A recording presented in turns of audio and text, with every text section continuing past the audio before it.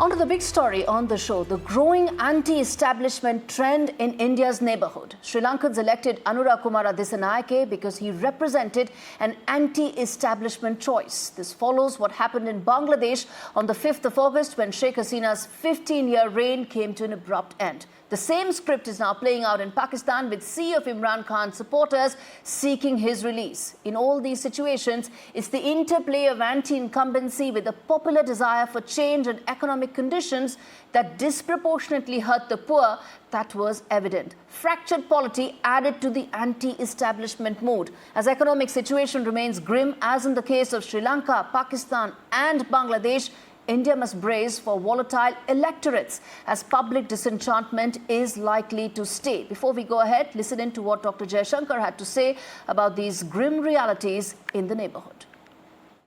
We were doing it as a good neighbour who did not want to see that kind of economic meltdown at our doorstep. In the case of Bangladesh, I would say it's a little bit different.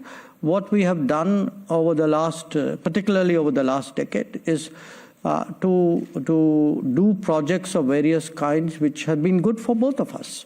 That, economic activity overall has picked up, logistics of that region has improved, and I think, both countries have gained a lot out of that.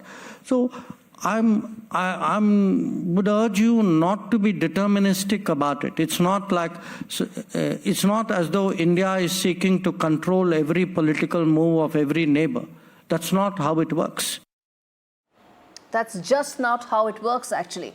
India is far bigger than its neighbours. Its neighbouring countries share a border with India, but not with each other. And this is fanning a sense of vulnerability to India's size. India's neighbours are also deeply connected to New Delhi on cultural, religious and civilizational bonds. And as they assert their separate identity as nations, their policies often add to the complexity that is the subcontinent. So what should India do?